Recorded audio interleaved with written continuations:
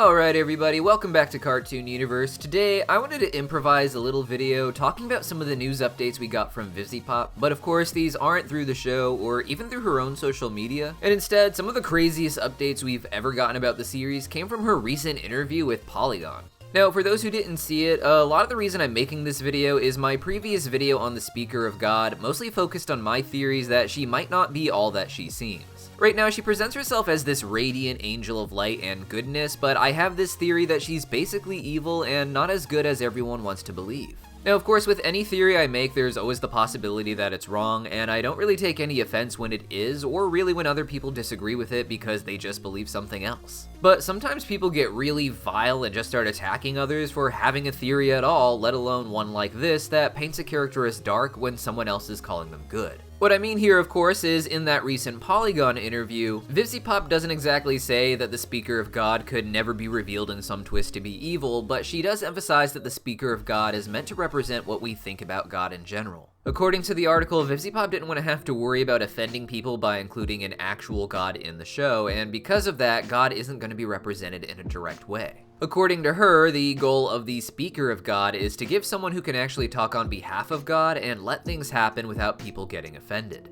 Because of that, she's supposed to come off in a way we might think of God without actually having to be her. She appears calm and loving, but she still allows bad things to happen because, as she says, every transgression is a lesson. Now, to a lot of people, this is supposed to be evidence that the Speaker of God could never be revealed to be evil, or at the very least be revealed to be flawed. But the whole point of my previous video really was that every transgression is meant to be a lesson line. And how even if the Speaker of God is some ultimate radiating light of goodness, she's still not using that in order to help all of the people in hell. I mean, for Serpentius in particular, she's been really comforting as he's entered heaven, and she's helping him deal with his redemption. But when it comes to Lute, the Speaker of God is a lot less comforting, even when she's trying to be. At the end of the day, God doesn't give you exactly what you want, at least not in the way you want it, and the Speaker of God representing God in this way makes her feel like more than just a character of never-ending radiating light.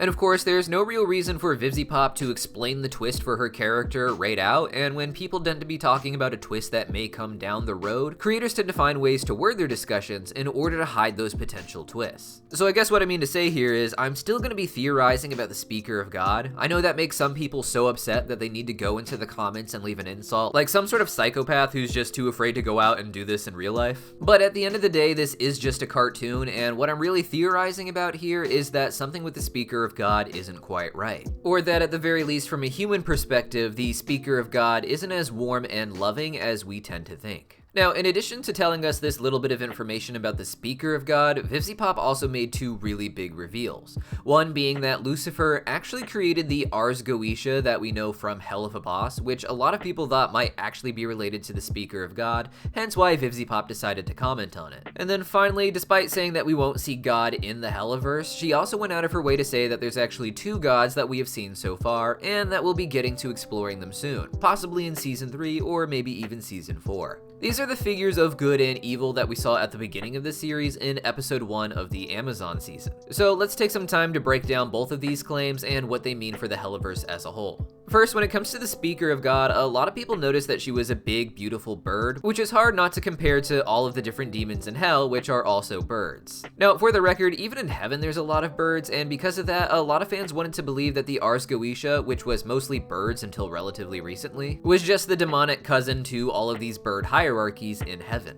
Now, eventually the Ars Goetia had to stop using the bird theme as a whole and started introducing other types of animals. And the real reason that the Ars Goetia and the birds of heaven, especially the Speaker of God, seem so similar is simply because they are birds in Vivziepop style. But within the Polygon interview, she also gave a reason why the Ars Goetia birds and why the Speaker of God might look similar in particular. You see, according to Vivziepop, each of the 7 deadly sins is responsible for creating their own species in hell. This is something we can see rather easily in Hell of a Boss, where Satan, for instance, in charge of the Wrath Ring, clearly has made and evolved the imps to what they are today, making them a smaller demon species that visually and thematically is similar to Satan without necessarily being his direct offspring. This seems to be the same in Gluttony, where we find out that Beelzebub has all of these hellhounds. Mammon in the Greed Ring has all of these loan sharks. Asmodeus in the Lust Ring, of course, has the succubus. Leviathan in the Envy Ring has what we call possessors, which most of you would recognize as the deep sea demons that we see in the background of Hell of a Boss. And finally, in the lowest ring of hell is Sloth, where we have Belphegor, who's supposed to be in charge of all these candle-headed demons that we've been calling Baphomets. Now this leaves Lucifer as the deadly sin of pride in the Pride Ring, where a lot of us always assume that his creation, if you will, were the sinners. These aren't literal creations that he would have made when getting to hell, but since he was the one who created hell with his mistake on Earth, the sinners are technically his creation. That being said, Vivziepop revealed recently that his actual creation within the Pride Ring is none other than the Ars Goetia.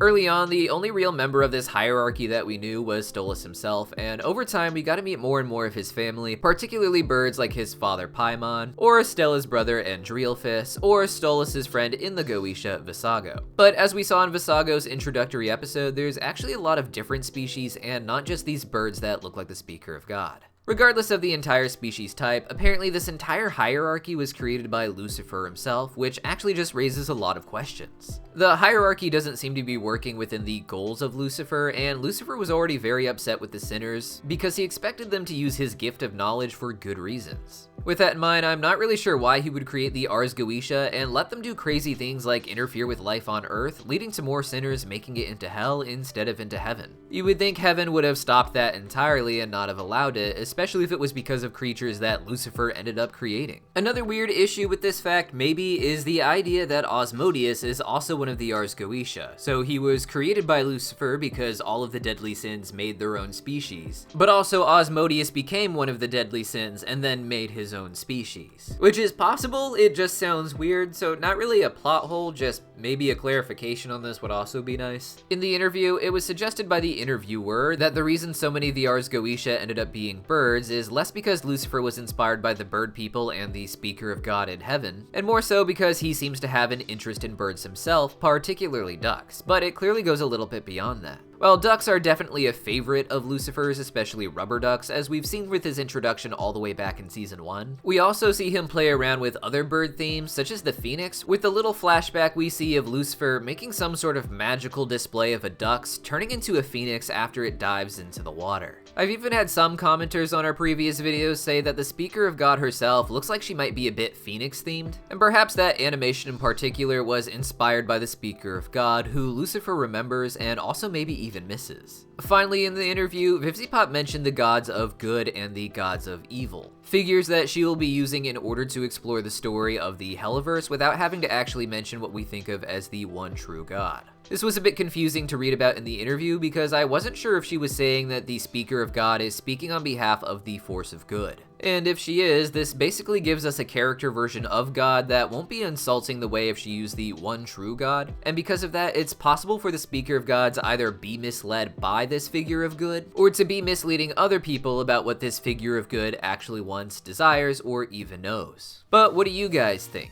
Do you think people should be able to theorize about whatever they want, or do you think we should all just insult each other anytime that you disagree with a theory? For those of you who want even more esoteric lore, be sure to check out our early access program here on YouTube and on Patreon, where you can sign up to get early access to our videos. As soon as episodes 3 and 4 drop of Hazbin Hotel this week, I'm going to be uploading all of my thoughts in the different videos that I'll be making as one giant audio upload here on YouTube and Patreon, so you can basically get all the information from my videos the day that the episodes air. And while you're waiting for those to drop, right now we have early access to our Atlantis 2 video, as a lot of people requested I talk about this after our big review for Atlantis 1, as well as our early access preview for a mythological breakdown of the anime Magical Girl Madoka. Both of these will be publicly available in about a month, with the Atlantis video coming here to Cartoon Universe, and Magical Girl Madoka coming over to our other channel, Random Universe. So make sure you're subscribed to both so you don't miss it, and I'll see you guys soon.